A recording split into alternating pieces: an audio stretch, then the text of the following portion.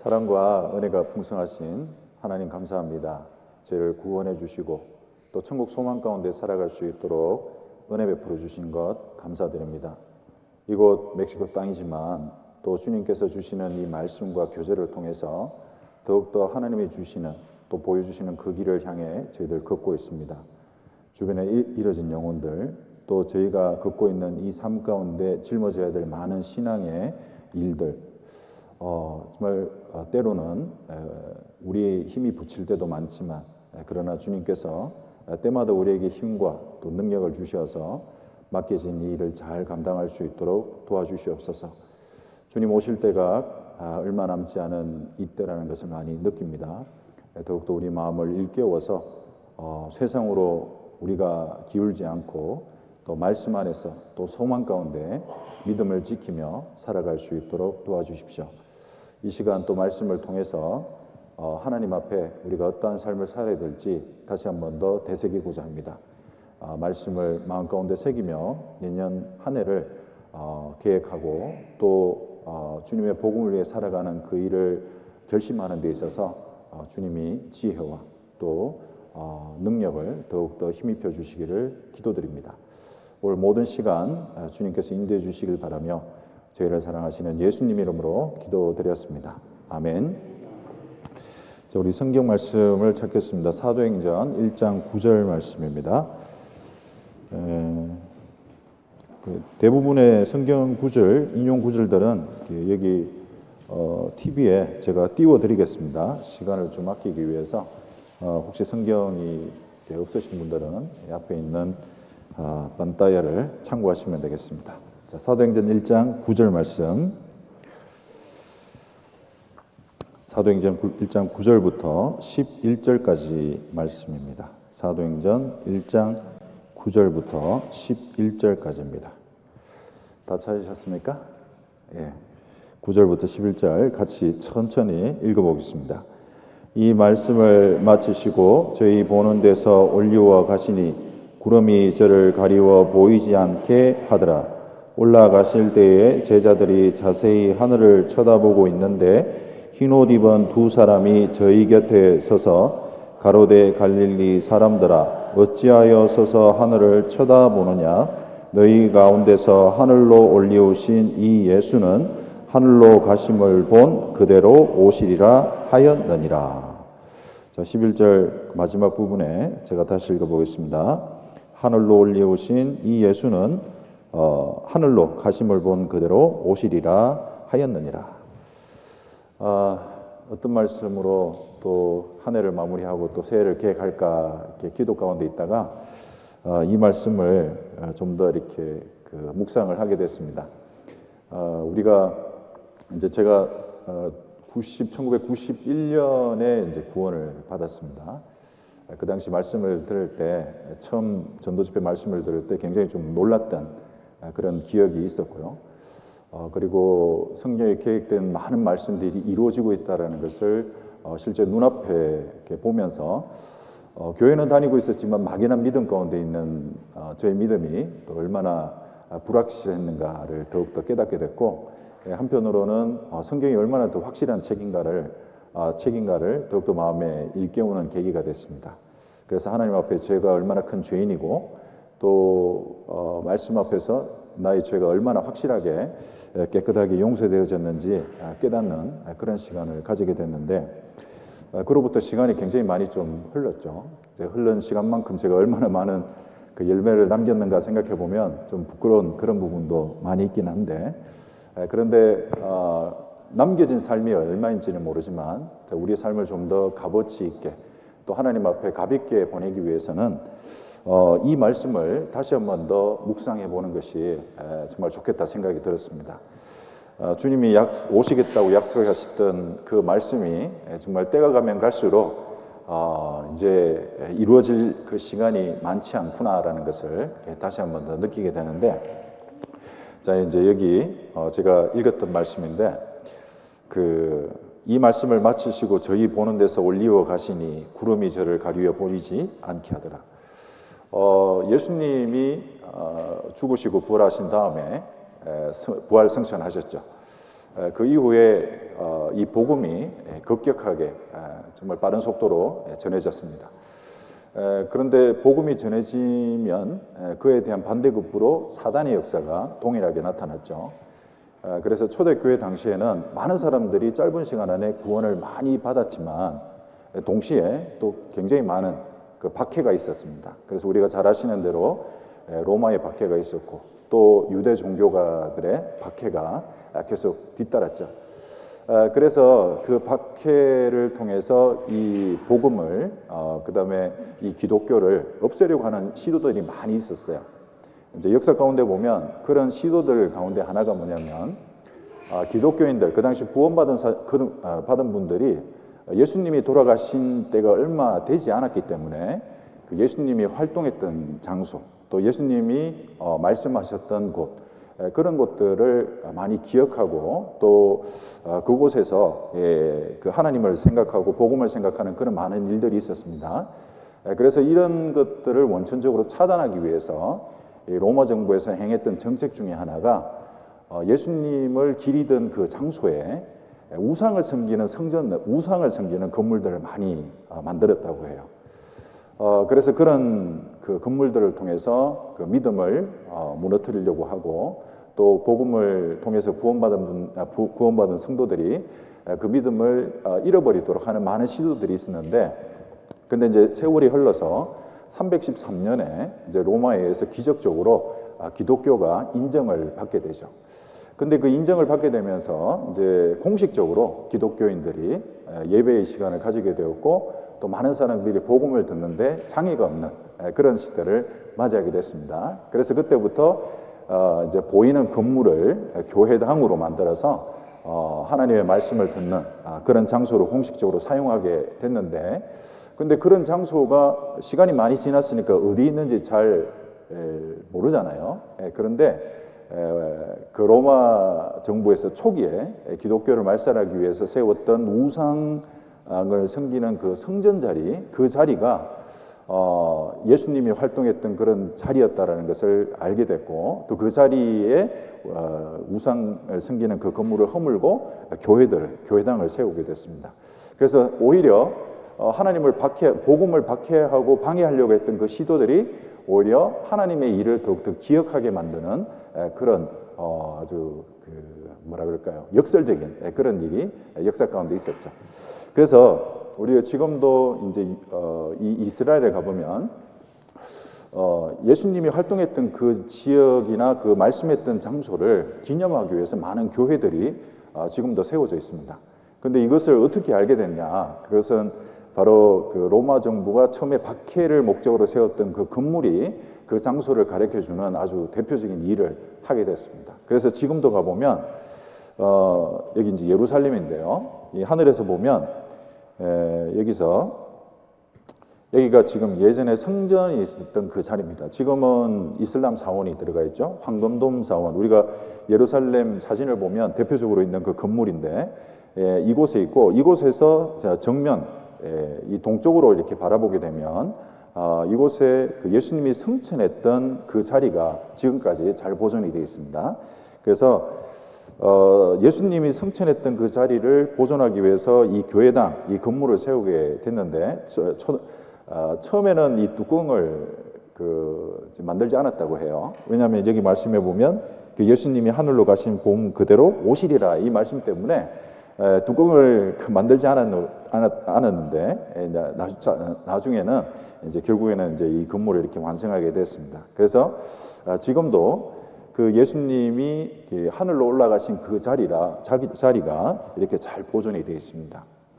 자, 이걸 통해서 알 수 있는 것은 우리가 믿고 있는 이 믿음이 그냥 어떤 이론적인 그런 믿음이 아니라 역사 가운데 실제로 일어났던 일이고, 또 예수님께서 실존 인물이시고 우리 죄를 위해서 죽으시고 부활하셨다는 그 사실이 역사적인 사실이다라는 것을 더욱더 입증해주는 그런 자료라고 할 수 있습니다. 그래서 이런 자료들을 통해서 또 이런 장소들을 통해서 우리가 더욱더 일깨울 수 있는 것이 뭐냐면, 자, 예수님은 지금 안 계시죠. 이 땅에 안 계시고 또 우리가 소망하는 천국도 눈에 보이지 않죠. 그래서 때로는 우리가 가지고 있는 이 믿음이 흔들릴 때가 있고 또 약해질 때도 있습니다. 그런데 이러한 장소들이 역사적인 이런 모든 자료들이 또 이런 증거들이 우리의 믿음을 더욱더 새롭게 해주는 그런 주춧돌 역할을 해주고 있죠. 물론 성경이 가장 큰 역할을 하고 있지만 부수적으로 이런 자료들이 또 우리에게 큰 믿음이 흔들리지 않도록 해주는 겁니다. 자, 그렇다면 이것을 통해서 우리가 더욱더 일깨울 게 바로 우리가 방금 읽었던 그 말씀이죠. 여기 보면 예수는 하늘로 가심을 본 그대로 오시리라 하였느니라. 예수님께서 죽으시고 그 십자가에 죽으시고 부활하셨다는 것은 엄연한 사실이죠. 우리는 그것을 믿고 구원을 받았습니다. 자, 그러면 여기 사도행전 1장 11절에 있는 이 말씀도 반드시 이루어진다는 것을 우리는 믿음으로 받아들이고 또 이 사실을 믿고 살아가고 있습니다. 그렇기 때문에 신앙생활이라는 것은 바로 예수님이 다시 오시는 그 날을 바라보면서 하나님이 우리에게 맡기신 그 일을 감당해 나가는 이것이 바로 신앙생활이라는 것을 우리는 더욱더 일깨울 수 있고요. 이것이 얼마나 값어치 있는 일인지를 우리는 알게 됩니다. 자, 그렇다면 예수님이 하늘로 가심을 본 그대로 오시리라 이렇게 이야기를 하는데 그러면 왜 오시느냐? 그걸 우리가 묵상을 해봐야 되겠죠. 신앙생활하고 구원받고 난 이후에 이제 교회 가운데 거하는 이 생활이 때로는 그냥 영원히 될 것처럼 우리가 생각하고 살아갑니다.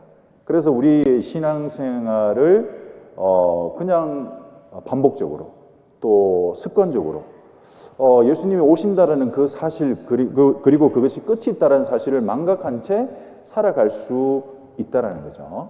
그런데 이 말씀을 통해서 알 수 있는 것은 뭐냐면 유한한 기간 속에 우리가 신앙생활을 하고 있다라는 것을 더욱더 일깨울 수 있습니다. 그래서 예수는 하늘로 가심을 본 그대로 오시리라라는 이 말씀이 정말 우리 시대 가운데 정말 이루어지고 있다라는 것을 더욱더 우리는 알 수 있습니다.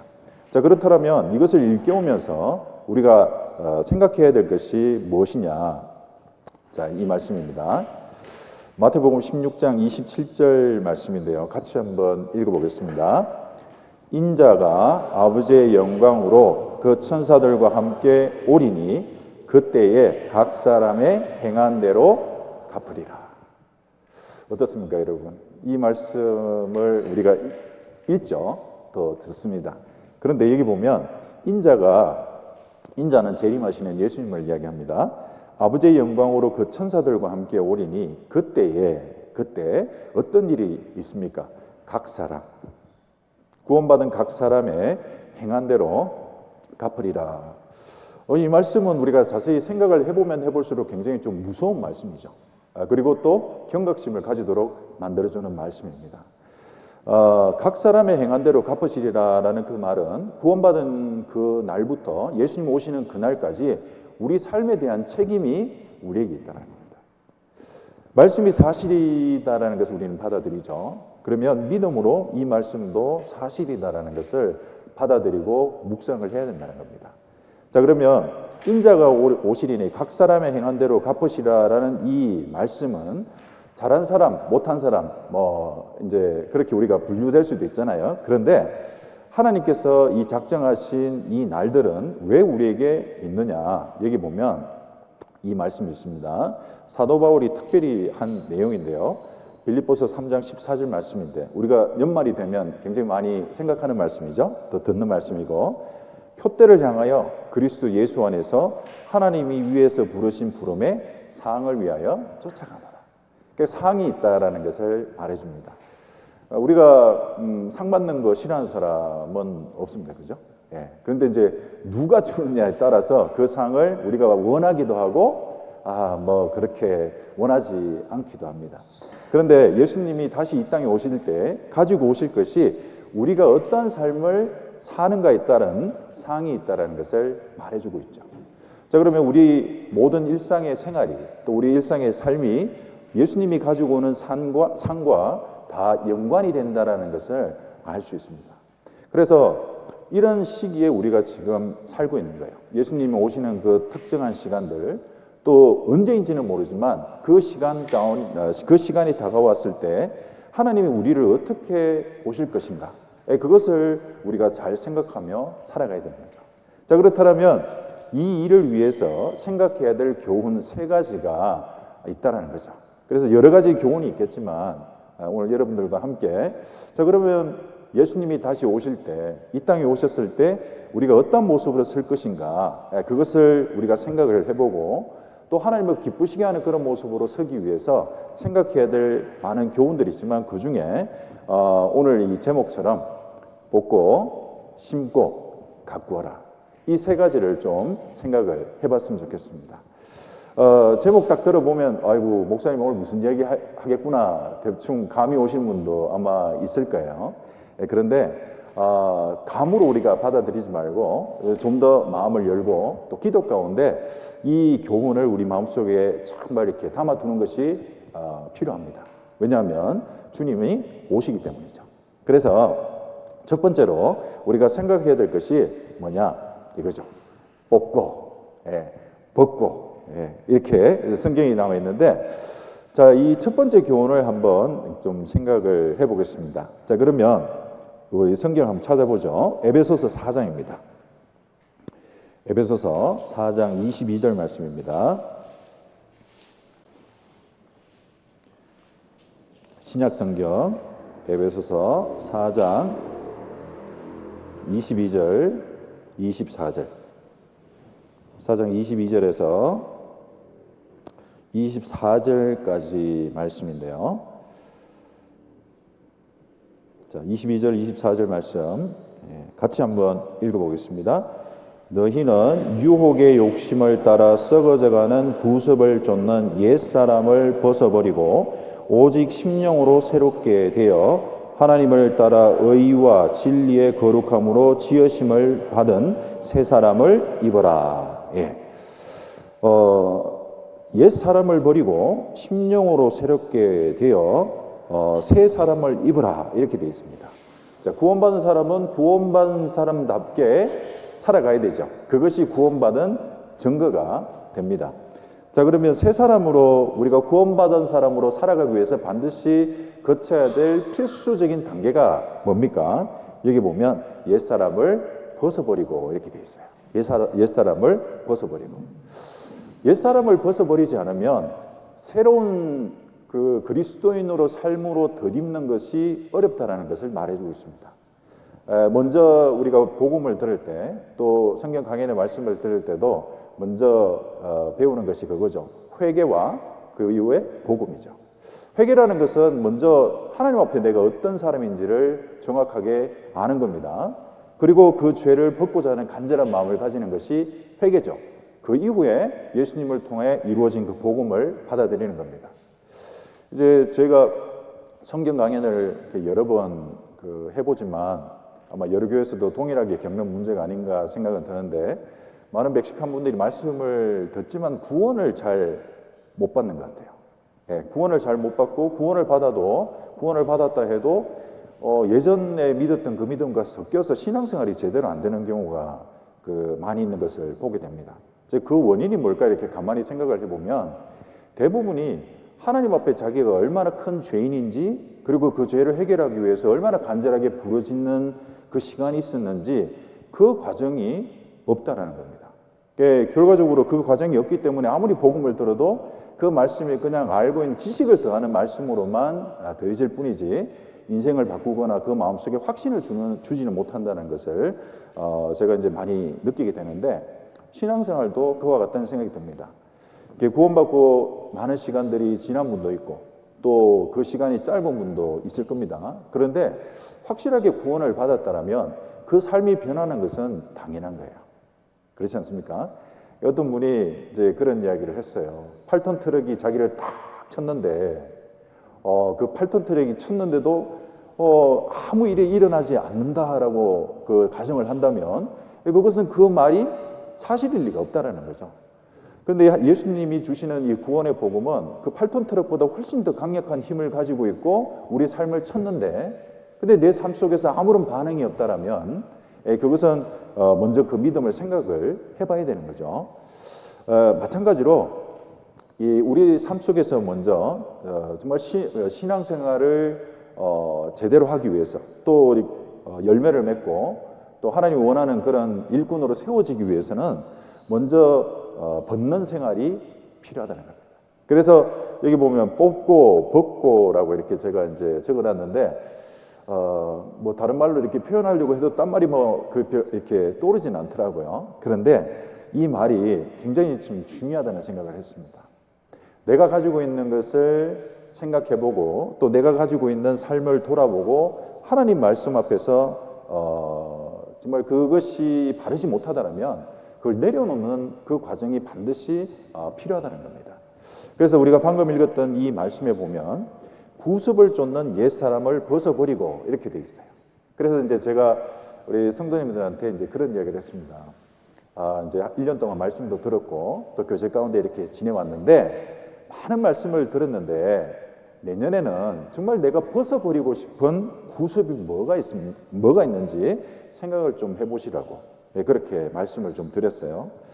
근데 이제 생각보다는 많은 이야기를 구체적으로는 안 하시더라고요. 그냥 두리뭉실 이렇게 막연하게 그렇게 이야기를 하시는데 그런데 이 구습을 쫓는 내가 벗어버려야 될 것이 무엇인가라는 것을 생각하는 것은 너무 중요한 겁니다. 아직까지 버리지 못한 많은 그 모습들 때문에 구습 때문에 말씀이 심겨지지 않는 이유가 되고 또 성장하지 못하는 그런 원인이 되고 또 내가 하나님 앞에서 정말 선한 사람으로서 이 선한 의의 도구로 쓰임받지 못하는 그런 일들이 많이 된다는 겁니다. 그래서 성장하지 못한다는 것은 그 안에서 벗어버리지 못하고 내가 벗지 못하는 옛 모습이 있기 때문이라는 것을 생각을 해야 됩니다. 자, 그러면 우리가 이제 각자 사람에 따라서 환경에 따라서 생각이 좀 다 다르잖아요. 형편도 다 다르고 그러면 여러분들은 무엇을 벗어버리고 무엇을 뽑아버릴지 한번 생각을 해봐야 됩니다. 그런데 생각하다 보면 각자 다르겠죠. 그리고 각자 다르다라는 것은 각자의 기준이 또 다를 수 있다는 겁니다.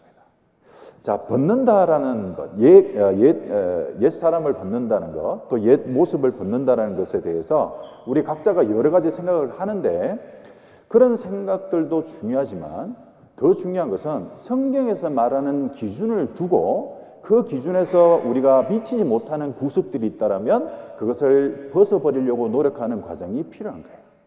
근데 이 기준이 없으면 내 생각이 기준이 되고 내 경험이 기준이 되고 또 내 삶의 주변의 환경이 기준이 되는 거예요. 그래서 요 정도까지는 내가 괜찮겠지. 요 정도까지는 괜찮겠지. 그리고 그 정도까지 이르렀을 때 나는 괜찮은 신앙생활을 하고 있다. 별 문제가 없다. 이렇게 생각을 할 수도 있다는 겁니다. 굉장히 무서운 거죠.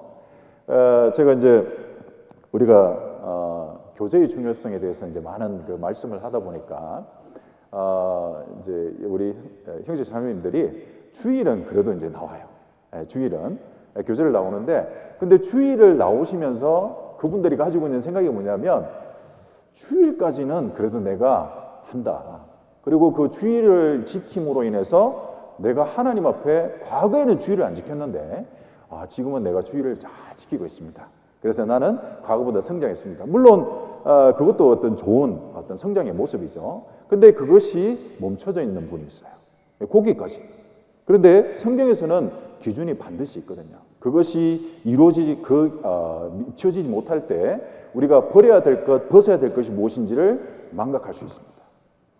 자, 이 그림을 한번 보시죠. 자, 여러분들 예전에 우리 강원도 태백에 가면 탄을 캐시는 분들이 있었어요. 거기 가면 근데 이제 상황이 그 환경이 왜 우리 막장이라고 그러죠. 막장. 굉장히 좀 열악한 환경 속에서 탄을 캐는데 근데 뭐 지하로 1000m 심지어는 한 2000m 이렇게까지 내려가서 그 석탄을 캐요. 물론 이 탄뿐만 아니라 다른 광물까지도 캐는 그런 많은 광물들이 있겠죠. 그런데 작업 환경이 굉장히 위험합니다. 근데 이제 그 중에 하나가 뭐냐면 거기서 나오는 가스예요. 그리고 산소가 부족하게 되면 자기도 모르는 사이에 중독이 돼서 목숨을 잃을 수가 있습니다. 그래서 예전에 환경이 별로 안 좋게 되면 환경이 안 좋았을 때 과거에 광부들이 그 환경이 어떤지를 잘 이렇게 파악하기 위해서 꼭 가져갔던 것이 까나리아래요. 들어보셨는지 모르겠습니다. 이 새를 가지고 가면 왜 가지고 가냐면 이 새가 독성 가스라든지 그다음에 산소의 부족 상태를 굉장히 빨리 알아챈다는 거예요. 그러니까 산소가 없다든지 그다음에 독한 가스가 나온다든지 하면 이 새가 금방 죽어버리는 거예요. 그럼 광부가 일을 하다가 이 새를 딱 보고 아 지금 위험하구나, 빨리 나가야 되겠구나, 그것을 알게 되는 겁니다. 그래서 이 가나리아라는 이 새는 광부들의 목숨을 살려주는, 또 유지하게 해주는 중요한 기준이 되고 또 중요한 어떤 그 경보의 수단이 된 거죠. 자기의 경험도 있고 또 자기 수준에 맞는 어떤 그런 지식들도 있을 겁니다. 그런데 거기에 의지하지 않고 이 사람들은 그 환경 가운데 자기 목숨이 얼마나 위험한지를 알기 때문에 항상 이 가나리아의 울음소리에 귀를 기울였다고 해요. 그런데 이것을 무시하게 된다면 어떻게 되겠습니까? 굉장히 우리가 이제 예전에 우리 중고등학교 때 그 집에 연탄을 많이 떼고 이제 저희가 난방을 했거든요. 근데 연탄을 많이 떼면 지금 이맘때쯤 되면 뉴스로 항상 나오는 그 사건 사고 소식이 있습니다. 일산화탄소 중독이죠. 예. 근데 왜 그렇게 사람들이 중독이 되냐면 그게 색도 없고 냄새도 없기 때문에 그래요. 그래서 이제 위험한 겁니다. 냄새가 있고 색이 있다라면 그걸 알 수 있는데 그게 없기 때문에 위험한데 여기 이제 이 광부들이 환경도 똑같다라는 겁니다. 그래서 우리가 정말 주님을 위해서 살아갈 때 내 마음에 내가 버려야 될 것이 무엇이고 고쳐야 될 것이 무엇인지를 우리는 우리 삶 속에서 또 말씀 속에서 가나리아를 가지고 살아가야 됩니다.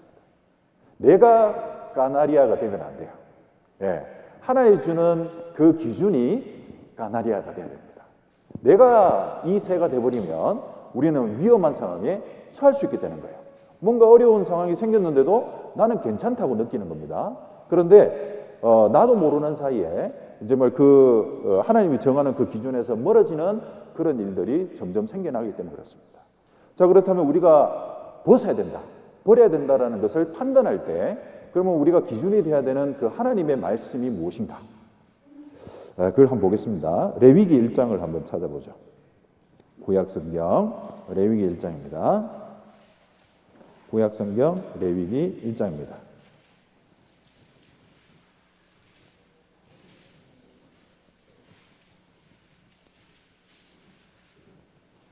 자, 레위기 1장 9절 말씀입니다.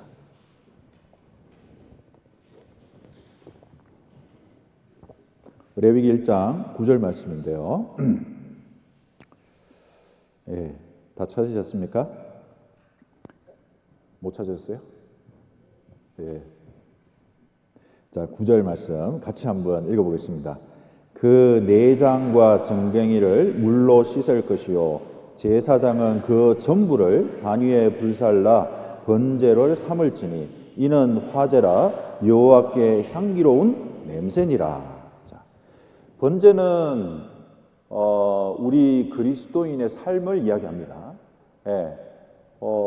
하나님을 섬기는 삶이 어떻게 해야 될지 이 번제라는 제사를 통해서 이야기를 해주고 있죠. 근데 번제는 말 그대로 하나도 남김없이 그 제물을 불태우는 걸 이야기해요. 하나도 남김없이. 그런데 특별히 어떤 이야기를 하냐면 9절에 첫 번에 뭐라고 되어 있습니까? 내장과 정갱이를 물로 씻을 것이요. 내장이라고 되어 있습니다. 근육이나 또 기름이나 또 이런 제물의 어떤 한 부분을 말하는 게 아니죠. 여기 보면 특별히 내장을 이야기하고 있습니다. 하나님께 드려야 될 것은 겉으로 보이는 부분뿐만 아니라 그 속에 있는 내장까지도 불태워서 드려야 되는 거예요. 그것이 하나님의 기준이기 때문에 그렇습니다. 번제를 드릴 때는 반드시 내장까지 불태워야 된다. 그렇다면 우리가 신약 시대를 살아가는 우리에게 하나님의 기준을 따져볼 때 또 내가 버려야 될 것을 살펴보는 그런 삶을 살아갈 때 기준이 되어야 될 것이 바로 이 말씀과 같다는 거예요. 마태복음 22장 37절 말씀, 우리가 이제 집회 때 많이 듣는 말씀이죠. 같이 한번 읽어보죠. 예수께서 가라사대 내 마음을 다하고 목숨을 다하고 뜻을 다하여 주 너의 하나님을 사랑하라 하셨으니.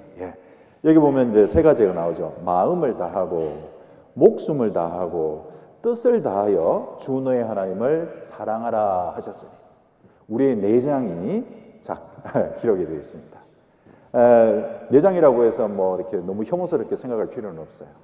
여기 있는 마음, 그리고 내 속에 있는 목숨, 그리고 내가 항상 마음속에 생각하는 뜻, 이것이 하나님의 말씀과 또 하나님이 원하시는 그 뜻에 맞게 가야 된다는 것을 이야기를 해주고 있습니다. 그래서 특별히 신앙생활의 승패는 마음의 상태, 내 내장의 상태, 이 마음의 상태에 따라 달라진다는 것을 알 수 있어요.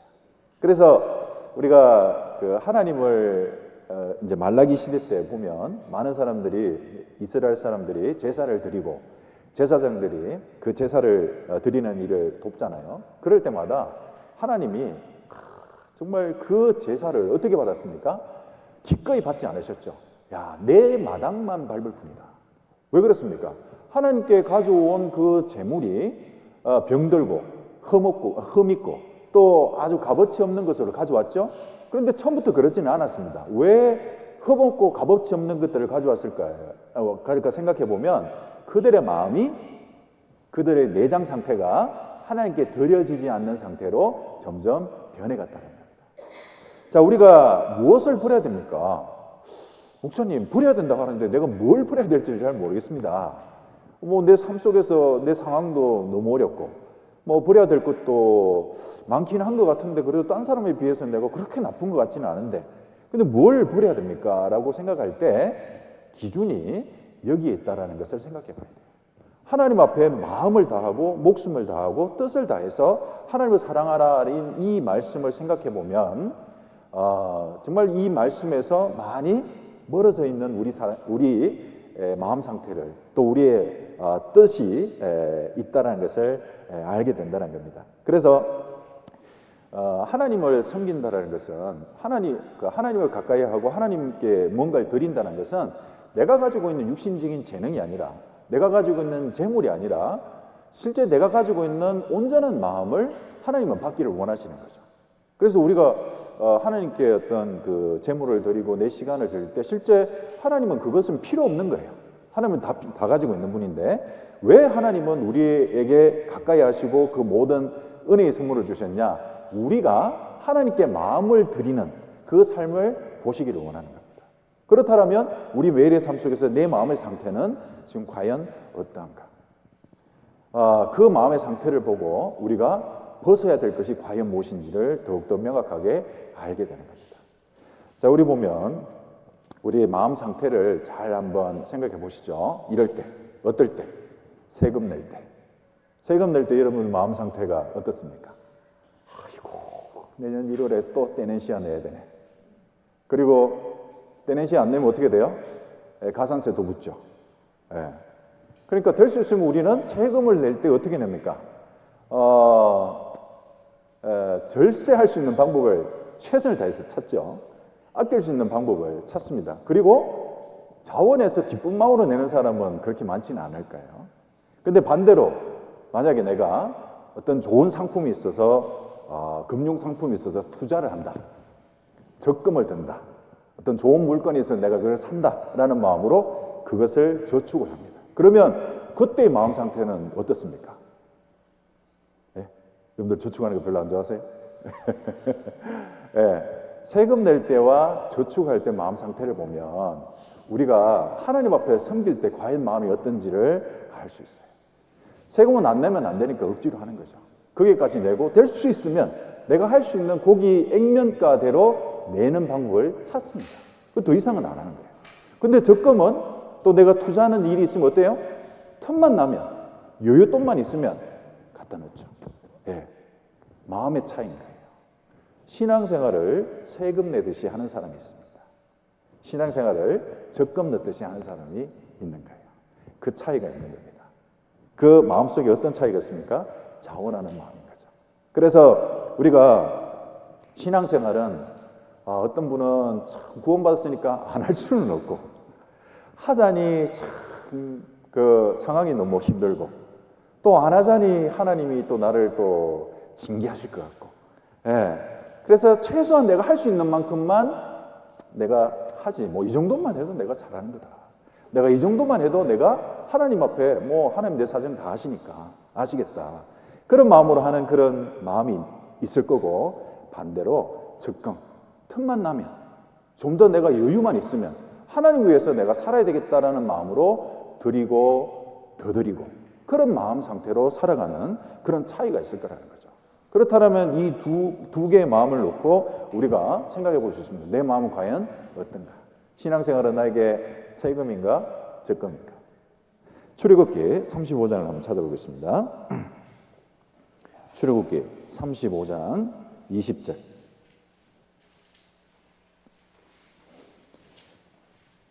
출애굽기 35장 20절 말씀입니다. 21절. 출애굽기 35장 20절 그리고 21절, 22절까지네요.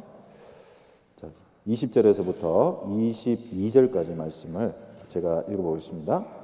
이스라엘 자손의 온 회중이 모세 앞에서 물러갔더니 무릇 마음이 감동된 자와 무릇 자원하는 자가 와서 성막을 짓기 위하여 그 속에서 쓸 모든 것을 위하여 거룩한 옷을 위하여 예물을 가져 여호와께 드렸으니 곧 마음에 원하는 남녀가 와서 가슴편과 귀고리와 가락지와 목걸이와 여러 가지 금품을 가져왔으되 사람마다 여호와께 금 예물을 드렸으며.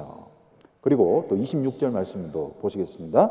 26절에 보면 마음에 감동을 받아 슬기로운 모든 여인은 염소털로 실을 낳았으며. 그리고 29절 말씀입니다. 마음에 원하는 이스라엘 자손의 남녀마다 여호와께서 모세의 손을 빙자하여 명하신 모든 것을 만들기 위하여 물품을 가져다가 여호와께 즐거이 드림이 이러하였더라. 자, 여기 읽어보면 공통적으로 발견되는 말씀들이 있죠. 마음에 감동이 된 자, 그리고 자원하는 자.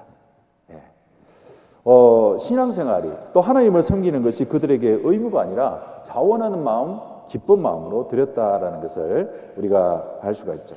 자, 그렇다면 우리가 버려야 될 것, 또 내가 벗어야 될 것이 무엇인지 좀 더 기준이 서죠. 내가 가지고 있는 과거의 그 나쁜 버릇, 또 나쁜 구습들, 나쁜 습관들, 뭐 여러 가지가 있을 겁니다. 사람마다 다를 거예요. 사람마다 다른데, 그런데 정말 모든 사람에게 공통적으로 주어지는 기준이 뭐냐?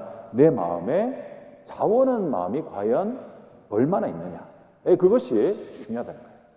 자, 신앙생활이 이제 해를 거듭할수록 우리는 교회의 어떤 여러 행사들에 참여하는 것이 훈련이 됩니다. 뭐 기도하는 것도 훈련이 되고 성경 읽는 것도 훈련이 되고 교제 참석하는 것도 훈련이 되는데, 실제 훈련이 많이 됐음에도 불구하고 그 마음이 훈련이 안 되는 경우가 있어요. 그래서 성장이 안 되고 열매가 맺히지 않는 많은 경우를 보게 됩니다. 그래서 우리가 여기 성막을 세우려고 할 때 이스라엘 백성들이 예물을 가져오잖아요. 근데 그 예물을 가져올 때 억지로 가져온 사람 없어요. 이 사람 내네? 나는 안 낼 수도 없고 조금만 내지 뭐. 아나니아와 삽비라고 그랬죠. 그것이 아니라 정말 감동된 마음으로, 정말 자원하는 마음으로, 기쁜 마음으로 하나님께 나왔습니다. 자, 그렇다면 우리도 정말 자원하는 마음의 상태가 있는지, 또 기쁜 마음으로 하나님을 섬기는 그 마음이 내 속에 있는지, 그리고 하나님을 섬기는 데 있어서 정말 감사한 마음으로, 또 하나님을 사랑하는 마음으로 살아가고 있는지, 그것이 기준이 됩니다. 근데 만약에 그게 우리가 미치지 못한다면 어떻게 되겠어요? 벗어야 되는 거죠. 그 마음의 상태를 벗는 것이 너무 중요한 겁니다.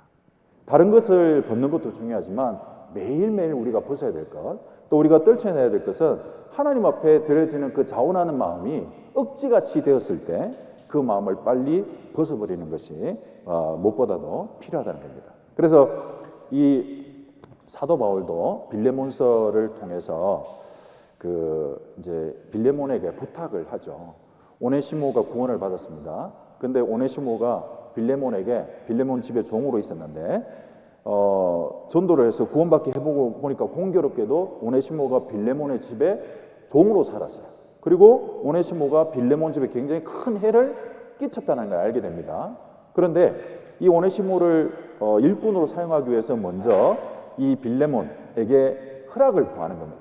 근데 허락을 구하는 이유가 뭐냐면, 다만 내 생락 없이는 내가 아무것도 하기를 원치 아니하노니 이는 너의 선한 일이 억지같이 되지 아니하고 자의로 되지 않게 하려 함이로다. 억지같이 되지 않고 자의로 되도록. 빌레몬에게 생각할 시간을 주고 빌레몬에게 마음을 올바르게 가질 그런 기회를 주고 또 오네시모를 좀 더 형제로서 사랑할 수 있는 그런 마음을 가지도록 기회를 준 거죠. 그 마음이 회복되도록 허락을 한 겁니다.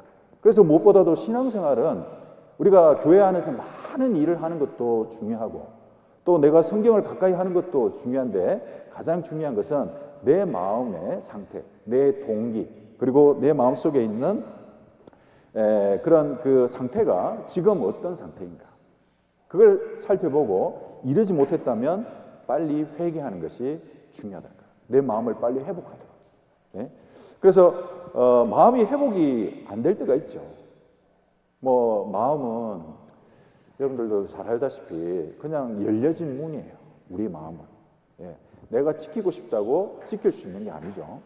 또 내가 잘하고 싶은 생각을 가지고 있어도 실제 이 마음은 내 마음과 같이 또 내 생각과 같이 잘 움직이지 않습니다. 여러분들, 내가 어떤 교회 안에서 만약에 문제가 있어요. 그러면 내가 이거 생각하지 말아야지. 그런다고 생각이 안 듭니까? 네? 또 내가 살아가는데 어떤 경제적인 어려움이 있어요. 이것 때문에 막 믿음 자체가 너무 흔들려. 이거 생각하지 말아야지. 그런다고 그 생각이 안 들어오는 건 아니라는 거죠. 계속 들어오는 겁니다. 계속 들어오는데, 근데 이것을 계속 놔두게 되고 이것을 벗지 않으면 어떻게 되겠습니까? 이게 신앙에 영향이 있는 거죠. 그래서 여기 보면 시편 이 말씀인데, 제가 이제 요 근래에 굉장히 좀 은혜가 됐던 말씀입니다. 자, 여기 제가 같이 한번 읽어보죠. 내가 두려워하는 날에는 주를 의지하리다. 여러분 삶 속에 무슨 날이 있어요? 두려워하는 날이 있는 거예요. 이 두려워하는 날이 이르면 우리의 믿음이 약해지고 식어지고 또 염려가 자리를 잡게 하게 되고 또 하나님이 말씀하시는 그 일에서 우리가 점점점 더 벌어지게 되고, 이렇게 사는 게 바보같이 사는 거 아닌가, 그런 생각이 들 때가 있습니다. 그래서 요즘 한국에서도 그렇고 전 세계적으로 보면 참 두려운 일들이, 걱정스러운 일들이 많이 생기는 걸 보게 됩니다. 자, 그런 걸 보면 거기에 붙잡히게 되면 어떻게 되겠어요? 우리가 염려한다고 해서 우리의 키를 한 자라도 더 할 수 있는 건 아니죠. 그런데 그런 두려운 일들이 우리의 마음을 흔들면 믿음이 흔들리게 되고 우리의 그 어떤 자원하는 마음, 또 하나님을 기쁘시게 하고자 하는 그런 마음이 흔들리게 되는 거예요. 그래서 그런 두려워하는 날에 빨리 그 두려워하는 마음을 벗어야 되는데 어떻게 벗어야 됩니까? 주를 의지하리다. 주님을 의지하는 이 일이 우리 삶 속에서 빨리빨리 이루어져야 됩니다. 여러분들, 내가 가지고 있는 많은 생각들, 때로는 상처를 입은 마음들, 때로는 우리가 걱정스러운 어떤 생활의 염려들, 그리고 장래의 불안들, 많은 어떤 염려들이 있을 겁니다. 근데 놔두면 붙잡혀요. 그러지 않아요? 제가 목사지만 또 구원받은 지 시간이 굉장히 많이 됐지만 작은 일에 너무 붙잡히는 그런 경험을 많이 하게 됩니다. 그런데 이 말씀이 많은 은혜가 됐어요. 그리고 놀랍게도 두려워하는 날에 주를 의지한다라는 그 말씀처럼 의지하게 됐을 때 이 마음이 바뀌는 것, 이 마음이 정말 회복이 되는 것을 많이 느끼게 됩니다. 그래서 우리가 무엇보다도 내가 버려야 될 많은 그 생활의 어떤 구석들이 있겠지만 정말 더 중요한 것은 이 마음의 상태가 또 주님이 원하시는 어떤 그런 하나님을 기쁘시게 하는 어떤 그런 모습으로, 그런 마음으로 가지 못할 때 빨리 정말 이 두려워하는 날에 주를 의지하는 이 일이 필요하다는 거죠. 그래서 지난번에 이제 제가 우리 전체 임원 수련회 때, 여기 이제 북부권 수련회 때 한번 말씀을 드렸습니다. 우리가 마음에 있는 것을 짐을 벗어버리고 또 내가 가지고 있는 잘못된 모습을 벗어버리기 위해서는 정말 중요한 게 뭐냐? 속도다. 속도. 예. 조금 있다가 우리 뭐 여기 이제 멕시코 분들이 제일 많이 하는 말이 그거죠. 아우리따. 아우리따 딱 말 듣는 순간 아 이거 거절의 완곡한 거절이다. 이걸 이제 알 수 있는 거죠. 그런데 여러분들 우리 신앙생활에 아우리따가 되면 안 돼요. 특별히 마음이 하나님께로 향하는 그 일을 아우리따 조금 있다 그렇게 하면 돼요. 바로 내 마음속에 하나님과 상관없는 그런 잘못된 마음이 있으면 빨리 하나님께 내어놓고 기도해야 되는 겁니다. 그럴 때 하나님이 우리를 회복시켜 주시는 거예요. 그래서 여기 보면 이런 이야기를 하죠. 잠언 18장 10절 여호와의 이름은 견고한 망대라. 같이 읽어보겠습니다. 의인은 그리로 달려가서 안전함을 얻느니라. 달려가야 되는 거예요. 마음이 상하면 즉시로 달려가야 되는 거예요. 염려에 붙잡히면 즉시로 달려가야 되는 거예요. 내가 정말 해결하지 못하는 문제가 있으면 즉시로 달려가야 되는 거예요. 즉시로 안 달려가니까 문제가 커지는 거예요. 여기에 붙잡히게 되는 겁니다. 그래서 마귀는 이 사실을 잘 알고 있거든요. 우리가 가지고 있는 많은 환경적인 어려움을 통해서 우리를 자꾸 묶으려고 해요. 앞으로 나아가지 못하도록 하고 사랑하지 못하도록 하고 또 하나님의 말씀대로 순종하지 못하도록 하고 또 전도하지 못하도록 하고 열매 맺지 못하도록 합니다. 알기는 잘 알죠. 여러분도 우리가 뭐 이 들었던 말씀을 뭐 어제 오늘 뭐 처음 들은 말씀은 아니죠. 많이 들었던 말씀이에요. 근데 정말 중요한 건 뭡니까? 달려가는 이 삶이 우리에게 없을 때가 있는 거예요. 정말 주님이 과연 도와주실까? 정말 이 말씀이 내 삶 속에서 영향력을 나타낼까? 뭐 여러 가지 어떤 그 염려들이 있죠. 그런데 그럴 때일수록 어떻게 되겠어요? 달려가서 안전함을 얻어야 되는 거예요. 내 마음의 상태를 빨리 하나님 앞에 여러 가지 염려로 인해서 그 붙잡히지 않도록 또 합당치 못한 것에 붙잡히지 않도록 우리 마음을 하나님께 내어놓는 것이 필요합니다. 그럴 때 하나님이 우리에게 편안함을 주시고 또 다시 그 평강을 회복할 수 있도록 도와주시는 겁니다. 그래서 마귀가 어떻게 활동하는지 아시죠, 여러분들? 마귀는 거북이처럼 활동하지 않아요. 마귀는 어떻게 활동합니까? 우는 사자처럼 활동합니다. 근데 우는 사자가 얼마나 빠릅니까? 자, 이거 한번 보시죠.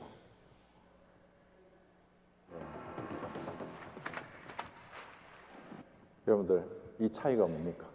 아까 토끼는 안 잡혔고, 여기 있는 가젤은 잡혔습니다. 그 차이는 속도의 차이죠. 빨리 도망가야 되는 거예요. 마귀가 역사하는 그 이유, 어떻게 역사하는지 이렇게 이야기합니다. 마귀는 우리가 이길 것 같지만 이길 수가 없습니다. 여기 베드로전서 5장 8절에 근신하라 깨어라 너희 대적 마귀가 같이 읽어보죠. 우는 사자같이 두루 다니며 삼킬 자를 찾느니라. 마음 상태를 말씀에 근거한 대로 우리가 만들지 않으면 마귀에게 붙잡히게 되는 거예요. 근데 그것도 어떻게? 빨리 내 마음을 바로잡는 것이 중요합니다. 그래서 에베소 교회가 하나님 앞에서 굉장히 칭찬을 많이 들었죠. 그런데 한 가지를 그들은 잃어버렸습니다. 찾아보겠습니다. 요한계시록 2장. 요한계시록 2장입니다.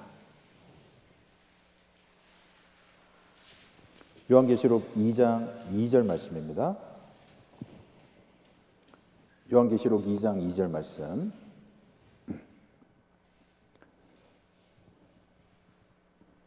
다 찾으셨습니까? 요한계시록 2장 2절부터 4절까지 말씀인데요. 제가 읽어보겠습니다. 내가 내 행위와 수고와 내 인내를 알고 또 악한 자들을 용납지 아니한 것과 자칭 사도라 하되 아닌 자들을 시험하여 그 거짓된 것을 내가 드러낸 것과 또 내가 참고 내 이름을 위하여 견디고 게으르지 아니한 것을 아노라. 2절 3절까지 읽으면 가장 이상적인 교회예요. 가장 이상적인 삶을 살고 있는 성도들입니다. 그런데 4절에 뭐라고 되어 있습니까? 그러나 너를 책망할 것이 있나니 너의 처음 사랑을 버렸나니라. 책망할 것이 있는데 처음 사랑을 버린 거예요. 우리가 주님을 사랑해야 되는데 왜 사랑합니까? 주님이 먼저 우리를 사랑해 주신 거예요. 우리가 주님을 섬깁니다. 왜 주님을 섬깁니까? 주님이 우리를 섬겨주신 거예요. 그것이 우리 마음속에 감동이 되니까 주님을 섬기는 거. 감사하는 마음, 자원하는 마음으로 살았는데 그걸 잊어버리니까 외적인 신앙의 모습은 있는데 마음은 멀어진 겁니다. 그것을 하나님이 경고하시는 거예요. 그래서 어떻게 이야기하십니까? 5절 말씀 같이 읽어보죠. 그러므로 어디서 떨어진 것을 생각하고 회개하여 처음 행위를 가지라. 만일 그리하지 아니하고 회개치 아니하면 내가 내게 임하여 내 촛대를 그 자리에서 옮기리라. 예, 여기 보면 어디서 떨어진 것을 생각하고 회개하여 처음 행위를 가지라 돼 있어요. 어디서 떨어졌는지, 내 마음이 묻어져 있는데 묻어진 것도 모르고 그냥 살아가는 거예요. 그리고 그걸 별 문제가 없다고 생각하며 살아갑니다. 그런데 하나님이 이렇게 이야기를 하는 거예요. 네가 어디서 떨어진 것을 생각하라. 생각하는 건 중요한 거예요. 내 마음의 상태가 지금 왜 이런지, 또 내가 왜 이렇게 굳어져 있는지, 내가 왜 은혜를 지금 못 받고 있는지, 말씀을 들어도 왜 삶이 내 바뀌지 않는지 생각해야 되지 않습니까? 그런데 그 생각을 안 하고 그냥 그대로 가는 거예요. 그러면 점점 우는 사자와 같은 마귀에게 붙잡히게 되는 겁니다. 그래서 우리 마음이 처음 행위에서 우리가 벗어져 있다라면 빨리 하나님 앞에 그 마음을 내어놓고 빨리 회복하는 것이 너무나 중요한 겁니다. 근데 이 일은 어려운 일은 아니죠. 예, 뭔가 우리가 뭐 큰 장소가 필요한 것도 아니고 뭔가 어떤 절차가 필요한 것도 아니에요. 우리 삶 속에서 얼마든지 어느 장소에서나 할 수 있는 일입니다. 작은 일인 거예요. 근데 이 작은 일을 우리가 건실히 해야 되는 겁니다. 그래서 내가 벗어야 될 것이 무엇인가? 내 마음의 상태를 보고 그 마음의 상태가 자원하는 마음, 또 하나님을 사랑하는 마음, 그리고 또 이 첫사랑을 생각하는 그 마음에서 멀어져 있다라면 하나님 앞에 생각하는 시간을 가져야 돼요. 왜 이렇게 됐지? 왜 열매가 없지? 왜 내가 자라지 못하지? 그걸 여러분들 생각하는 시간이 너무너무 중요한 겁니다.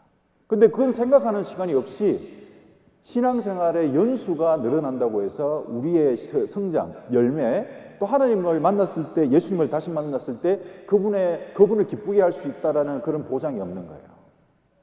내 마음의 상태가 지금 어떠냐? 지금은 우리가 수련회니까 좀 더 뭔가 한 해를 반성하고 내년을 계획하고자 하는 그런 좀 결심을 가지고 우리가 있지 않습니까?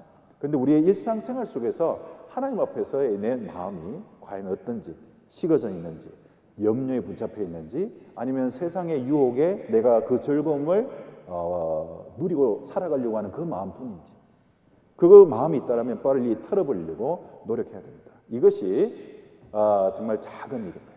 자, 그래서 하나님 앞에 작은 일에 충성하는 자가 그 상이 크다라고 이야기했잖아요. 근데 그 작은 일이 어디서부터 시작합니까? 마음에서부터 시작하는 거예요. 그래서 마태복음 25장 23절 말씀에 이렇게 이야기합니다. 그 주인이 이르되 잘하였도다 착하고 충성된 종아 내가 작은 일에 어떻게 했으니? 충성했어요. 작은 일에 건실하게 하는 거예요. 빠른 속도로 내 마음에 붙잡혀 있는 것들을 빨리 내려놓을 수 있도록 하나님께 도움을 구하는 겁니다. 그러면 하나님 도와주십니다. 마음의 평강을 주셔요. 그리고 그 죄로부터 멀어질 수 있도록, 세상에 붙잡힌 것들로부터 멀어질 수 있도록 자원하는 마음이 되도록 성경을 읽으면 기쁨으로 또 그 마음속에 은혜를 받을 수 있도록 바꿔주십니다. 그런데 그런 마음이 전혀 지금 안 되고 있다면 회개하고 어디서 떨어졌는지 생각해야 돼요. 그것이 벗는 겁니다. 그래서 이것이 반복이 되어질 때 뭐가 돼요? 성장이 되는 겁니다. 여기 보세요. 여기까지 목표 지점까지 오르는데 이 둘 중에 누가 지금 이 목표 지점에 도달하겠어요? 여기 있는 한 칸 한 칸을 성실하게 올라간 사람들이 결국에는 목적지에 가르겠죠. 그런데 여기 보면 올라가는 단계가 너무 넓어요. 가끔 그냥 내버려 두면 한 번은 말씀을 통해서 뭔가 느껴지는 게 있죠. 그런데 가끔 그걸 느끼는 거예요. 내가 바꾸긴 바꿔야 되겠다. 내 마음을 생각하긴 생각해야 되겠다. 가끔. 그러면 그분이 성장이 있겠습니까? 못 올라가는 거예요. 그래서 제자리인 겁니다. 그런데 옆에 있는 사람은 어떻게 올라가죠? 매일매일 자기 마음 상태를 살피는 겁니다. 그래서 그 상태를 벗어버리는 거예요. 그래서 우리가 여기 보면 가장 중요하게 에베소 교회에서 이야기하는 게 뭐예요? 사랑이죠. 사랑이 내 속에 있느냐.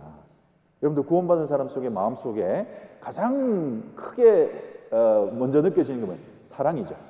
하나님을 사랑하고 구원받지 못한 사람을 안타깝게 여기고 형제 자매들을 사랑하고자 하는 그런 마음들을 가지는데 그 마음이 지금 제일 많이 식어지는 거예요. 우리 마음속에서.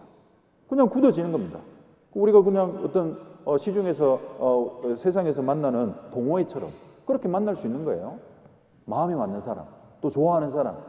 그런데 하나님의 사랑은 범위가 없고 끝이 없죠. 그런데 그런 기준에 봤을 때 내 그런 사랑이 없다라면 어디서 떨어진 것을 생각해야 됩니다.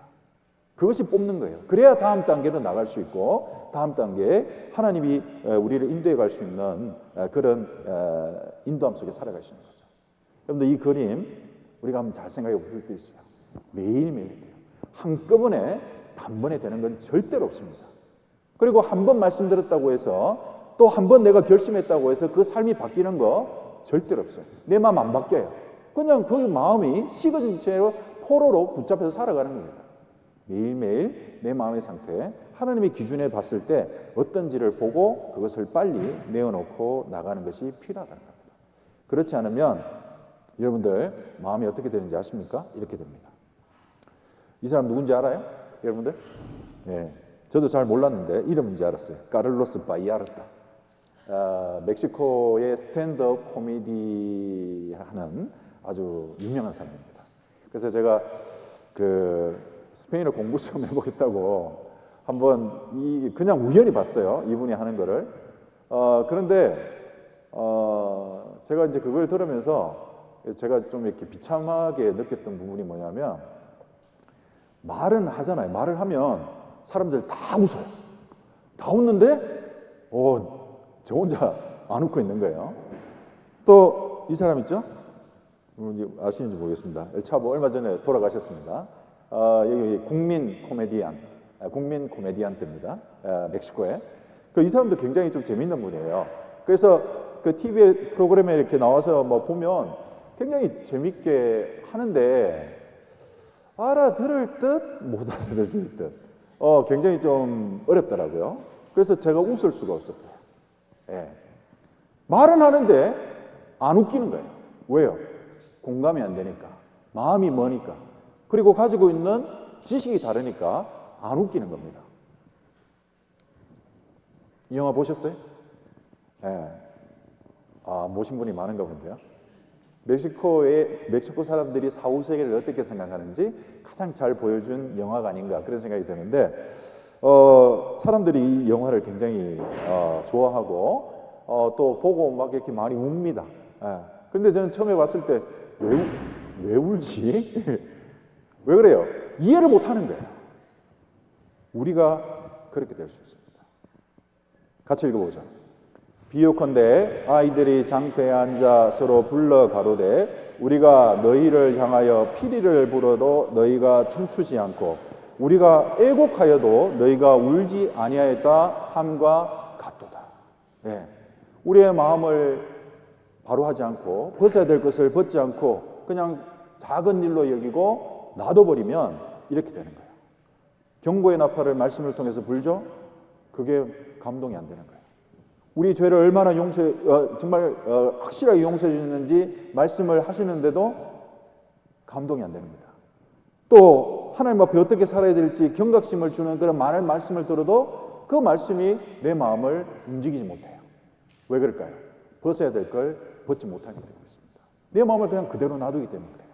그래서 우리의 마음을 하나님 앞에서 매일매일 점검해야 됩니다. 정말 내가 그 하나님 원하는 기준에 다다르지 못했다면 어디서 떨어졌는지 생각해보고 빨리 회복하는 것이 필요하다는 겁니다. 그럴 때 우리의 말씀이 또 하나님이 하나님과 함께 기뻐할 수 있고 또 하나님과 함께 즐거워할 수 있고 하나님과 함께 울 수 있는 동행할 수 있는 그런 마음을 가지게 되는 겁니다.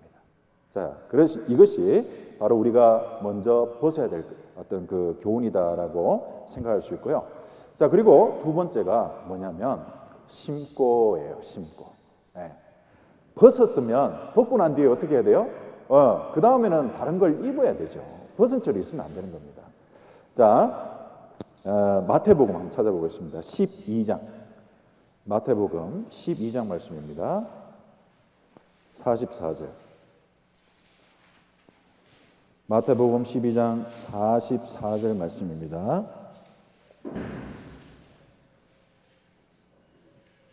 마태복음 12장 44절.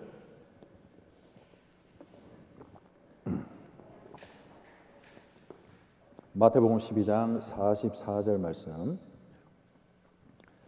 44절, 45절 말씀을 우리 형제님들 같이 한번 읽겠습니다. 이에 가로되 내가 나온 내 집으로 돌아가리라 하고 와보니 그 집이 비고 소재되고 술이 되었거늘 이에 가서 저보다 더 악한 귀신 7을 데리고 들어가서 거하니 그 사람의 나중 형편이 전보다 더욱 심하게 되느니라. 이 악한 세대가 또한 이렇게 되리라. 여기 보면 그 집이 비고 소재되고 술이 되었거늘 이렇게 돼 있죠. 근데 그 다음이 중요합니다. 더 악한 귀신 7을 데리고 들어가서 돼 있죠.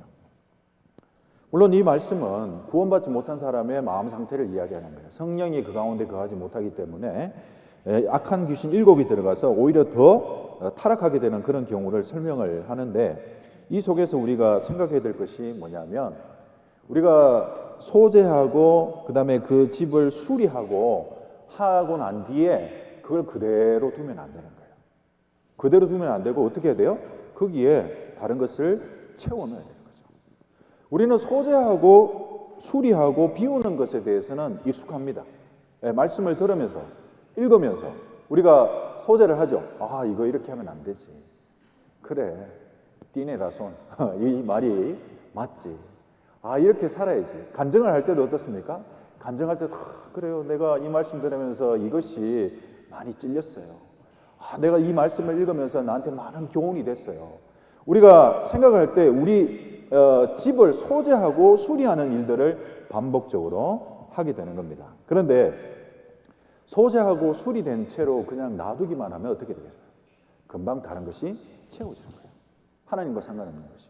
그래서 우리가 결국 하나님 앞에서 내가 벗어야 될 것이 무엇인지 마음을 다시금 돌이키고, 내가 붙잡혀 있는 많은 세상적인 것들이 있다면 그것을 내려놓고 하나님께 기도함으로써 그것을 소재할 수 있습니다. 근데 소재하고 난 뒤에 빨리 뭘 해야 돼요? 심어야 되는 거예요. 심지 않으면 다른 것이 심겨요, 금방. 그래서 삶이 다시 제자리를 이렇게 맴돌게 되는 겁니다. 자, 그래서 갈라디아서 성경에 뭐라고 이야기해요? 갈라디아서 성경 6장 8절 말씀인데 같이 읽어보죠. 자기의 육체를 위하여 심는 자는 육체로부터 썩어진 것을 거두고 성령을 위하여 심는 자는 성령으로부터 영생을 거두리라. 여기 보면 육체를 위하여 심는 자가 있고 성령을 위하여 심는 자가 있죠. 무엇을 심느냐? 무엇을 내 마음속에 채우느냐? 내가 돌이켰고 찔렸고 뭔가 마음속에 어떤 걸리는 그런 말씀들을 들었으면 그 이후에 그 말씀을 소재되고 수리된 채로만 놔두지 말고 그 가운데 열심을 다해서 심어야 되는 거예요. 근데 육체를 위해서 심는 이 일을 우리가 하는 것으로만 만족하지 말고 성령을 위해서 심는 그 생활이 있어져야 됩니다. 성령을 위해서 심어야 돼요. 내 마음속에 그것을 채워넣어야 되는 겁니다. 그렇게 채워넣을 때 우리가 하나님 앞에 더욱더 강건해질 수 있고 또 성장하고 열매를 맺을 수 있는 단계까지 나가는 거예요.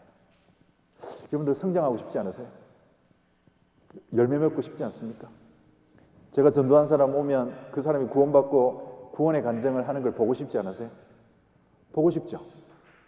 저만 보고 싶나? 네? 다 보고 싶지 않아요? 저는 목사기 때문에 그렇다 손 치더라도 여러분들도 그런 마음이 있지 않겠습니까?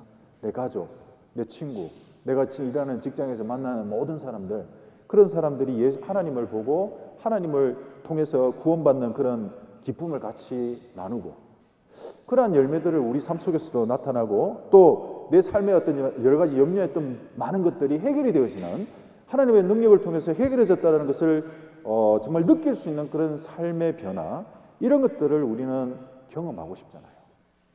근데 때때로는 슬프게도 그런 삶을 다른 형제 자매들 삶을 통해서만 보고 있다면, 예, 기쁘긴 하겠지만 마음에 또 슬픔도 있겠죠. 예. 다른 형제자매들의 간증이 되면 간증 속에 그 심은 것이 열매 맺히는 것을 보게 될 때, 야, 참 대단하다. 예, 그런 마음을 우리가 가지게 되죠. 그런데 우리도 열매를 맺어야 되죠. 그러면 맺으려면 어떻게 해야 돼요? 심는 게 있어야 맺히죠. 심는 것 없이 어떻게 열매가 맺히겠습니까? 그래서 매일매일 우리가 육체를, 내가 뭐 성격적으로 어떤지, 환경적으로 어떤지, 태생이 어떤지, 이런 것들도 물론 뭐 신앙에 영향을 끼치지만 정말 내 신앙을 좌지우지하는 것은 무엇을 심느냐는 거예요. 내 마음속에. 심는 거에 따라서 열매가 결정이 되는 겁니다. 그래서 이제 오늘도 이렇게 오면서 우리 조준희 목사님이랑 참회 이야기도 하고 뭐 여러 이야기 했는데 참 그걸 보면서 그런 생각이 들었어요. 야, 심지 않으면 바랄 수조차 없게 되는구나. 내가 심어야지.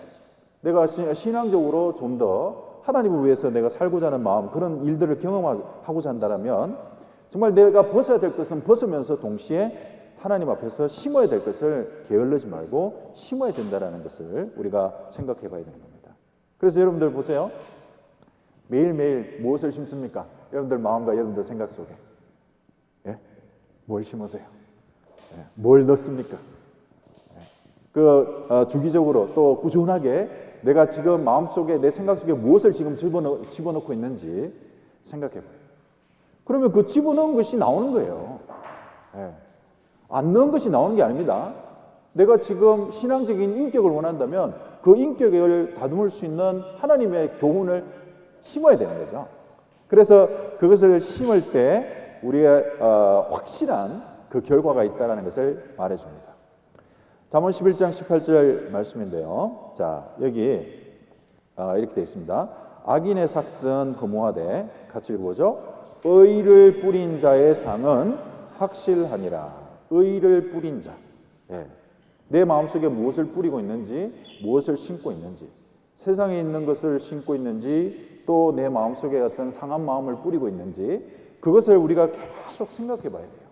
자, 그래서 우리가 의를 뿌린다라는 것은 하나님이 주시는 그 약속을 내 마음속에 자꾸 뿌리는 것을 이야기를 합니다. 그래서 우리가 지금 이 말씀을 뿌리고 있는 거예요. 말씀을 심고 있는 겁니다. 그런데 자, 이거 보세요. 말씀을 뿌리고 심어야 되는데 어떻게 해야 돼요?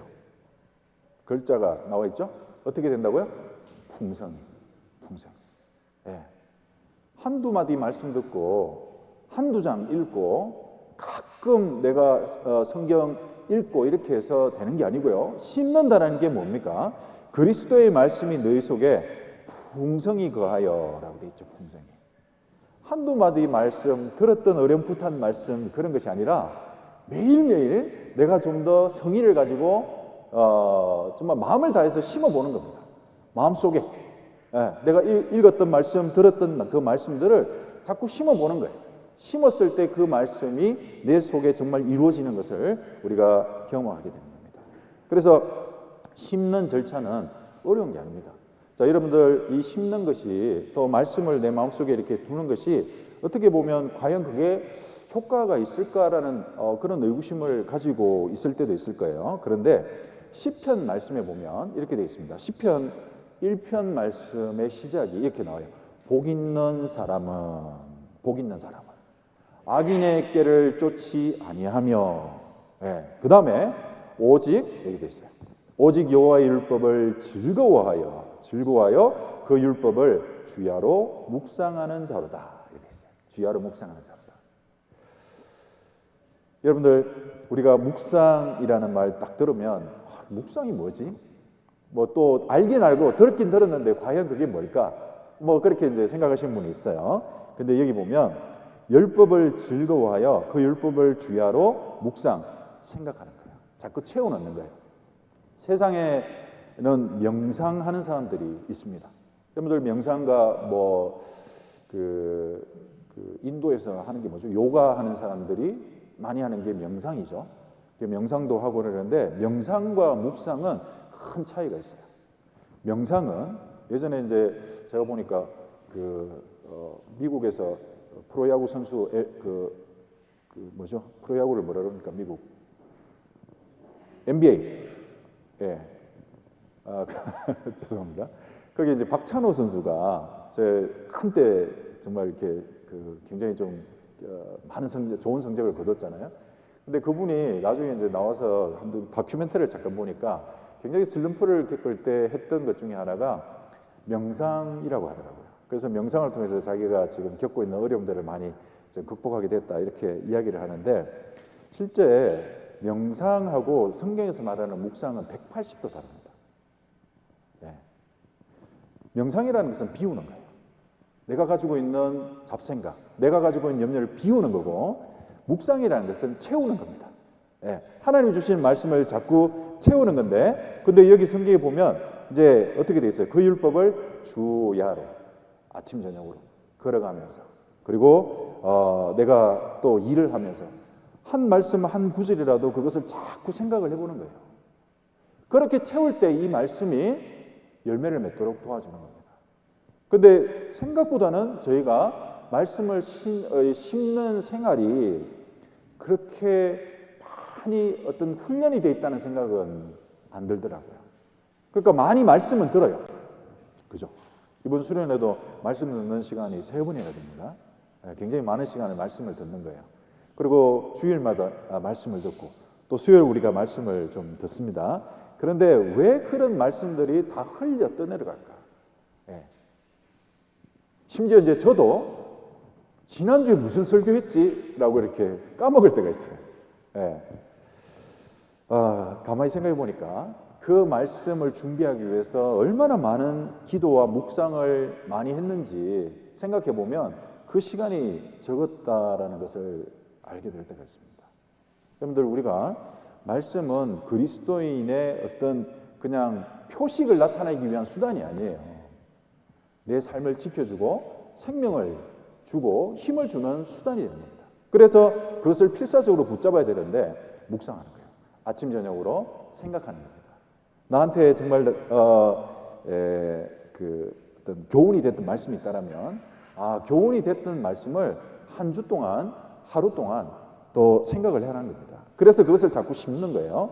그러면 여기 복 있는 사람은 이라고 돼 있죠. 복 있는 사람이 되는 겁니다. 여러분들 복 받고 싶죠? 복 안 받고 싶어요? 네, 복 받고 싶잖아요. 복 받고 싶으면 말씀대로 하면 돼요. 성경에 있는 복은 성경대로 살면 주어집니다. 그래서 이 오직 여호와의 율법을 즐거워하여 그 율법을 주야로 묵상하는 자로다. 적어도 우리가 하루에 한 구절 말씀을 나한테 읽으면서 또 들으면서 기억에 남았던 말씀을 그냥 막연하게 생각하지 말고 그것을 메모를 한다든지, 그리고 휴대폰에 그걸 저장을 한다든지 해서 계속 그것을 이렇게 생각을 해보세요. 쉴 때마다 우리가 페이스북이나 유튜브나 이런 게 들어가서 보는 것도 뭐 때로는 필요한 정보를 얻기 위해서 필요하겠지만 그 말씀을 놓고 계속 생각해보세요. 진짜 다릅니다. 예. 말씀 내가 이렇게 읽고 그것을 자꾸 생각하면 마음가짐이나 내 삶이 달라져요. 그래서 민수기에 보면 이 말씀을 뭐에 비유합니까? 만나에다가 비유를 하죠. 그래서 이렇게 얘기합니다. 민수기 11장 7절에서 8절, 만나는 가시와 같고 모양은 진주와 같은 것이라. 백성이 두루 다니며 그것을 거두어 맷돌에 갈기도 하며 절구에 찢기도 하고 가마에 삶기도 하여 과자를 만들었으니 그 맛이 기름 섞은 과자 맛 같았더라. 만나가 나중에 과자 맛 같았더라 이렇게 돼 있죠. 그래서 여기 이제 스페인어 성경에 보니까 또르따라고 나오더라고요. 그러니까 만나를 그냥 먹은 것이 아니라 요리를 해서 또르따로 먹은 거예요. 여러분들 또르따 좋아하십니까? 네. 자, 하나님이 주시는 인그리디엔테, 재료들을 계속 주셔요. 그러면 그것을 재료채로만 가지지 말고 내 삶 속에서 묵상을 통해서 적용할 수 있는 말씀들을 계속 생각하는 거예요. 내가 만약에 어떤 마음에 좀 더 형제 자매를 사랑하고 싶다, 용서하고 싶다, 그 용서에 대한 말씀을 계속 묵상을 하는 겁니다. 내가 경제적인 어려움 때문에 그것에 염려에 붙잡혔다, 그러면 거기에 대해서도 자꾸 생각을 해보는 겁니다. 그 말씀을 이렇게 묵상을 하는 거예요. 그리고 이제 이런 말씀드리기 좀 부끄럽기는 합니다만은 나이가 이제 저도 막 들어가니까 노후가 자꾸 걱정이 돼요. 야, 이제 나중에 퇴임하면 뭐 어떡하지? 막 이런 생각이 드니까 갑자기 막 걱정이 탁 오는 거예요. 그럴 때 시편 37편 늙기까지 의인은 버림받지 아니하시며, 그 말씀이 너무 위로가 된 겁니다. 그래, 하나님은 늙기까지 우리를 보아주시니까 내가 이 일에 전념해야지. 여러분들, 우리 마음의 생각들을 붙잡지 말고 그 생각을 넘어설 수 있는, 또 그것을 해결할 수 있는 말씀들을 계속 묵상하고 아침 저녁으로 생각하는 거예요. 그러면요, 우리가 하나님 앞에 섰을 때 부끄럽지 않은 삶으로, 열매 맺는 삶으로 나아갈 수 있는 겁니다. 심어야 됩니다. 심지 않고서는 거두는 것이 없고 변화받는 것이 없어요. 그래서 정말 내가 원하는 것이, 하나님 앞에 원하는 것이 있으면 그것을 심고 묵상하고 그 묵상한 것을 삶 속에서 계속 적용해 나가는 거예요. 그럴 때 우리 삶 속에서 복이 있는 겁니다. 그래서 우리가 그냥 소재만 하고 그대로 놔두는 것이 아니라 우리 마음 상태 속에 심어야 되는 겁니다. 심지 않으면 우리가 결코 변함이 없다라는 것을 여기서 알 수가 있죠. 그리고 마지막 세 번째로, 가꾸어라.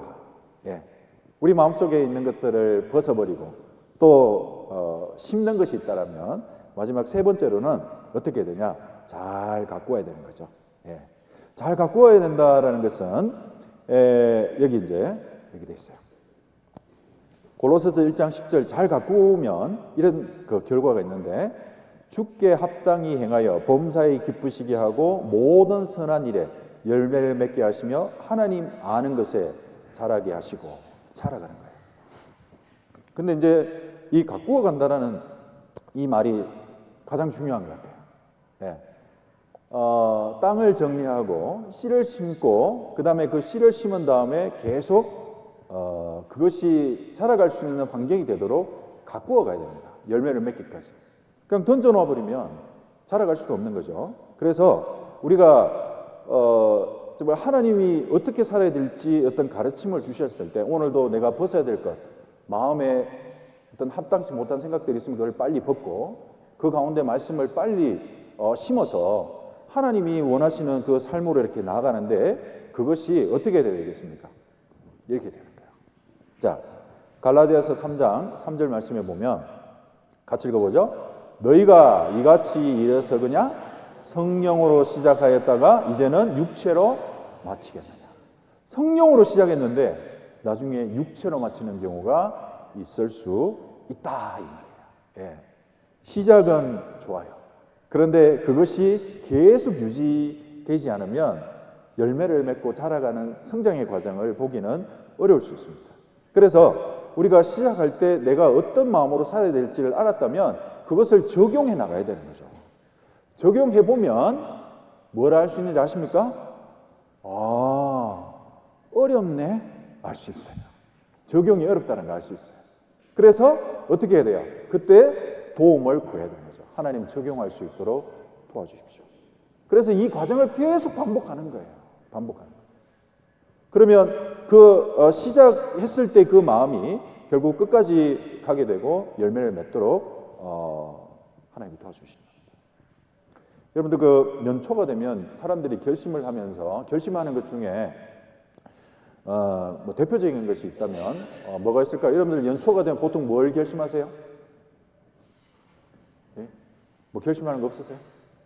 뭐 육신적이 됐든 뭐 영적으로 됐든 뭐 결심하는 거 있을 거 아닙니까? 없어요? 다이어트? 그러죠. 다이어트죠. 그런데 여기 한번 보세요, 이 사진. 12월 31일 날 사람들이 아무도 없고 1월 1일 날 막 사람들이 많죠. 근데 1월 2일 날 되니까 다시 원상태로 돌아갔어요. 이 사람 다이어트 성공할 수 있을까요? 못하죠. 가꾸어야 되는 거예요. 세상에 하물며 다이어트 하나를 성공하려고 해도 지식도 알고 방법도 알고 적용하는 것도 알아요. 그리고 그것도 해봐요. 그러면 어떻게 해야 돼요? 계속 해야 되죠. 계속. 하기 싫어도 하고 싶어도 하고, 그걸 계속하면 자라는 거예요. 변화가 생기는 겁니다. 몸의 체형이 바뀌는 거예요. 여러분들 육신의 어떤 체형이 바뀌면 처음에는 좀 힘들어도 딱 바뀌는 변화를 딱 보잖아요. 그러면 그때부터 탄력이 받는 거예요. 야, 되네. 오, 이제 결과가 나오네. 근데 우리가 성경 말씀 안에서도 내가 들었던 말씀, 또 내가 적용하고자 하는 그런 그 말씀들을 계속 이렇게 매일매일 반복해 나가는 겁니다. 그래서 아침에 일어나서 하루를 계획하고 저녁에 주무시기 전에 하루를 한번 생각해서 내가 좀 오늘 어떤 삶을 살았는지. 실패할 때도 있고 성공할 때도 있어요. 근데 실패했다고 해서 아이고 베렸다. 이왕 베린 뭐 그냥 가시 뭐 이렇게 하면 안 되는 거예요. 베렸어도 하나님 다시 세워주십니다. 하나님 내가 오늘 베려버렸습니다. 내일부터는 똑바로 살 수 있도록 도와주십시오. 그럼 하나님 다시 회복시켜 주셔요. 예. 제가 그 많이 경험합니다. 오늘도 내가 뭐 이렇게 해야 되겠다 했는데 계획도 안 되는 경우가 굉장히 많아요. 그래서 잘 때 되면 아이고 오늘도 망했네 이런 마음으로 사는데 망했네 마음으로 그냥 자면 그 다음날도 또 망할 가능성이 또 크습니다.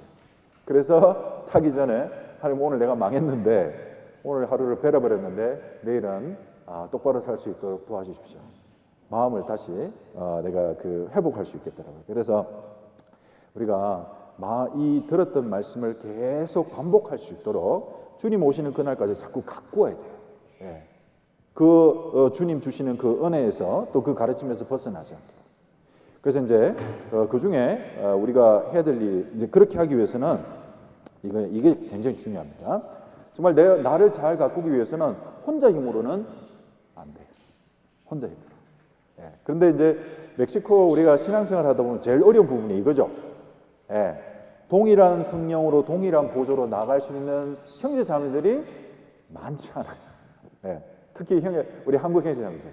그래서 한국말로 같이 교제하고 한국말로 정말 내 어려움을 함께 나누고 기도 부탁하고 또 이런 그 동일한 보조로 서로 격려하며 나갈 수 있는 일들이 실제로는 많지는 않습니다.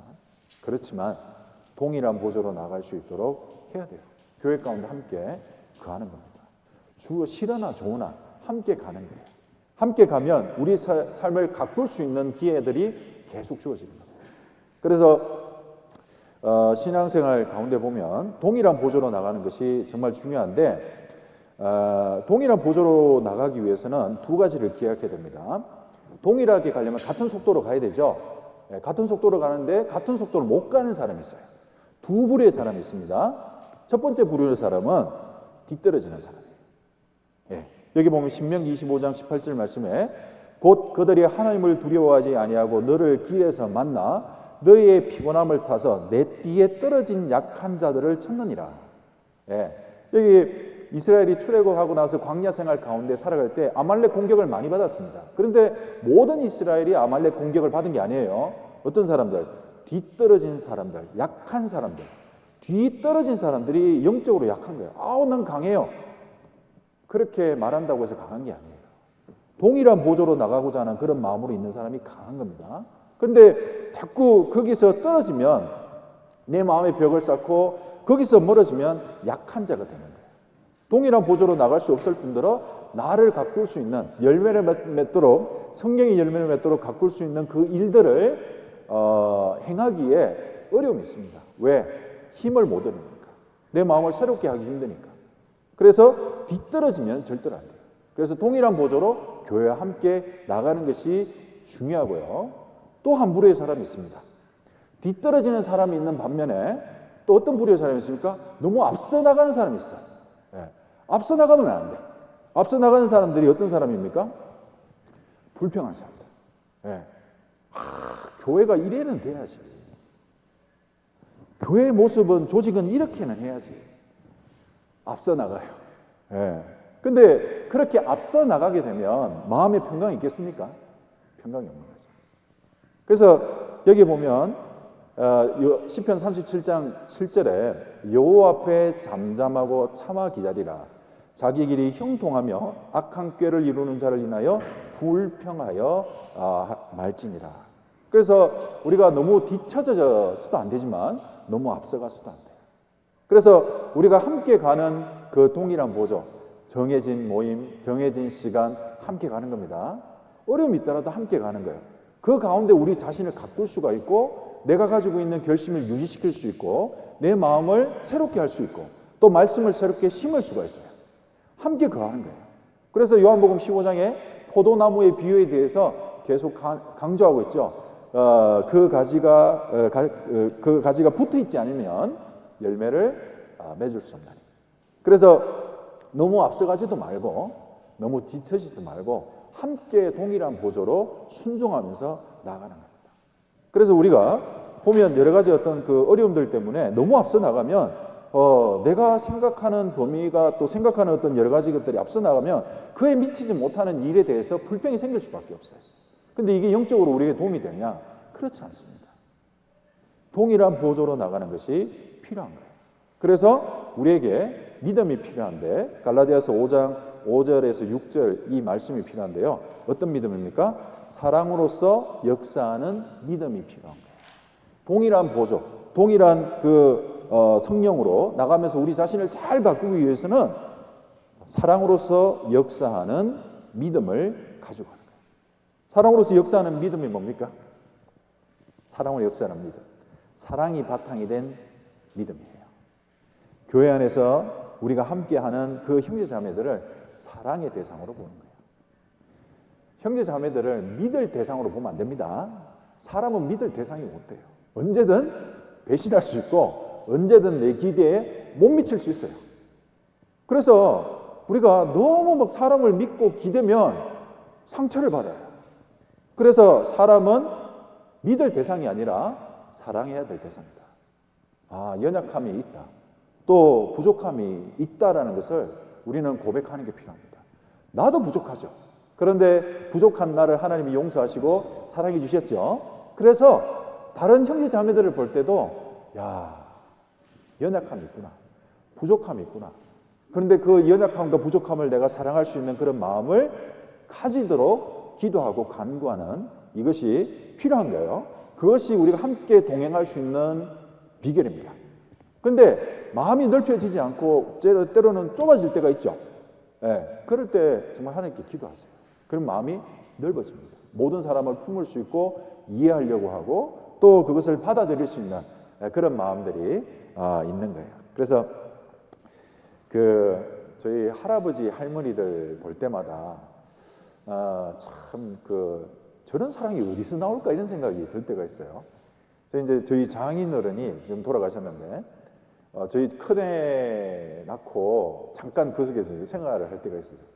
근데 저희 장인어른이 애들에 대해서 막 그렇게 막 살갑게 하고 막 해주시는 분이 아니거든요.